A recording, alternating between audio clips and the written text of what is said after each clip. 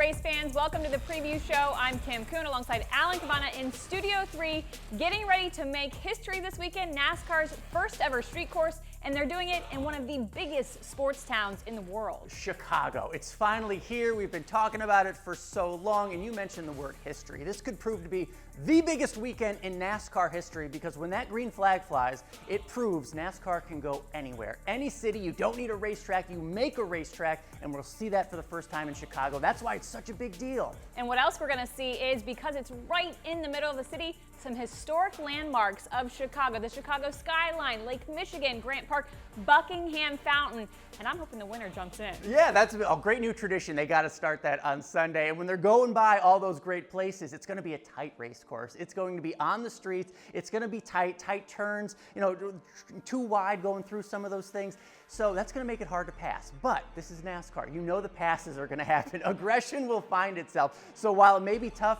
during the race or toward the beginning to make some of those passes, as these drivers learn, they're going to learn the passing points. They're going to learn where they need to be aggressive and how to be aggressive because the checkered flag is still on the line. That's still a playoff spot. That's still a trophy. That's still a fountain jump you want to get. Aggression will happen. Those passes will get made. 12 turns, 2.2-mile track. These teams have no notebooks. It is a new style track, a new style of racing. So there's going to be a lot of challenges. These are the streets of Chicago. It's where everybody drives on a day-to-day basis. So you see transitions of asphalt to concrete and concrete to asphalt. All those dips, those bumps, things you already feel in your street car are going to be amplified and magnified in a stock car. Absolutely, and we both talked to crew chiefs. Some were telling me how, look, a normal road has a little curve into it. So if you're trying to make a high-speed left turn and your car's flinging to the right, that's something these drivers and engineers, they have to work on that they've never had to experience before. So that's all this homework that goes in.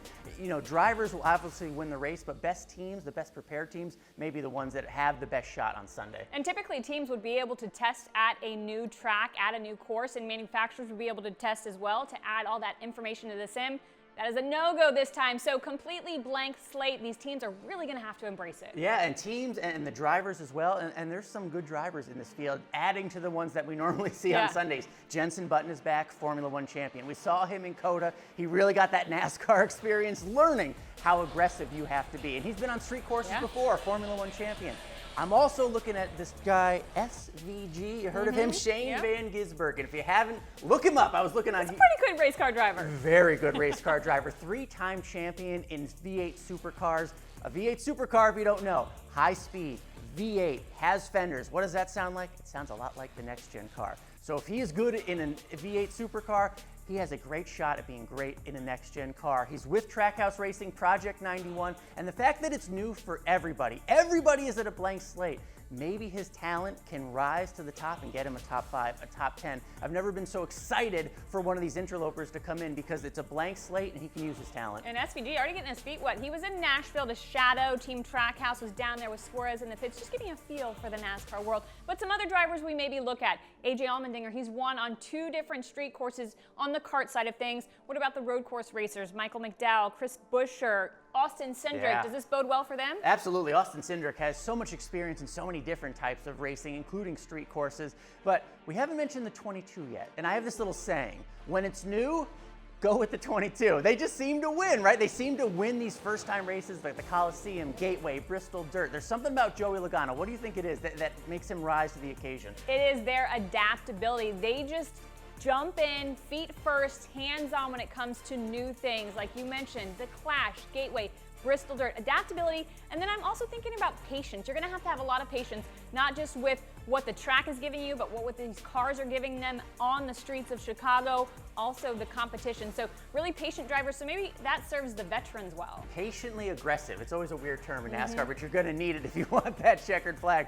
This is not the first time we've been to the city of Chicago. Check out this NASCAR 75 flashback. 1956, the Cup Series raced at Soldier Field, yes, where the Chicago Bears play. Think of the LA Coliseum only 65 years earlier. This was a half-mile track. They went 200 laps. A field of 25 cars raced inside Soldier Field. Even had a little banking if you look at the pictures. Big names like Lee Petty, Fred Lorenzen, Buck Baker, and eventual race winner Fireball Roberts all raced inside Soldier Field. They only did it once. So all these years later, now we're hitting the streets of the second city. That was before our time. A little bit. I need to talk to my grandpa parents. They got married and then honeymooned at the Drake Hotel. I hope they saw some NASCAR. All right, well, we cannot wait for all the action from the Second City. Don't forget to tune in to the Grant Park 220 Sunday, July 2nd, 5:30 p.m. Eastern on NBC. Such a big deal. Make sure you join us right back here next week on the preview show. She's Kim, I'm Alan. We'll see you then.